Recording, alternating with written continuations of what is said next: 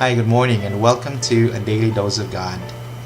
Today is the fourth Sunday of Lent, and our gospel reading is taken from the Gospel of John.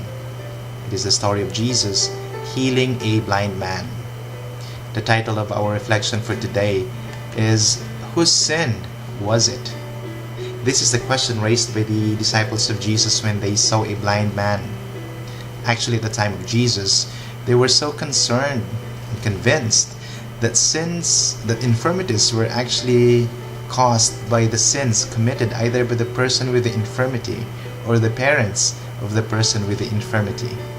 They tried to understand and to analyze the dynamics of sin that caused the infirmities, thereby neglecting a very important act, and that should be compassion.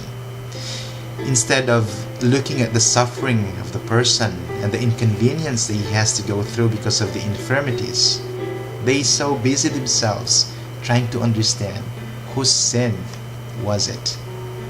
My dear sisters and brothers, I think this is also the same scenario that we have whenever our families are facing problems. We tend to point our fingers. We wanted to know whose sin was it that brought about inconvenience of the family. Instead of thinking of what we can do in order to restore the peace and love and harmony within the family, we wanted to point out fingers. Is it the husband? Is it the wife? Is it the mother or the father? Is it the children? Whose sin was it? But you know what? Instead probably of looking at thinking of whose sin was it, can we do what Jesus Christ did? He performed a miracle in order to free the blind man from his own blindness, in order to restore life to the inconveniences of the person. Can we also do the same? Instead of thinking of whose sin was it, can we try to think of how can we restore love in the family? I would always have the boat as the image of a family, of any relationship. All of us are into that boat. When one sinks, all of us will go down. Not one can stay in the boat safe. My dear sisters and brothers, can we be looking at each other as part really of a real family, instead of trying to put the other one down and prove that he was wrong, and therefore he has to be remorseful about the situation? Can we embrace one another and do what Jesus Christ did? He has shown compassion.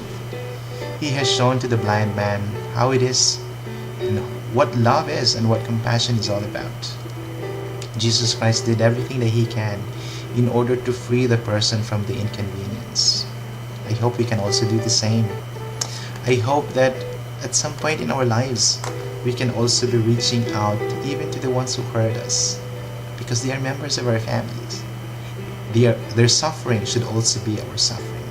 So for today, as we continue reflecting on the message of the Lenten season, my dear sisters and brothers, can we look into our own families and see if at one point we are only pointing out fingers to one another, at somebody. Can we instead offer this? Can we instead offer our hands in order to restore back the life that is lost? May God be praised.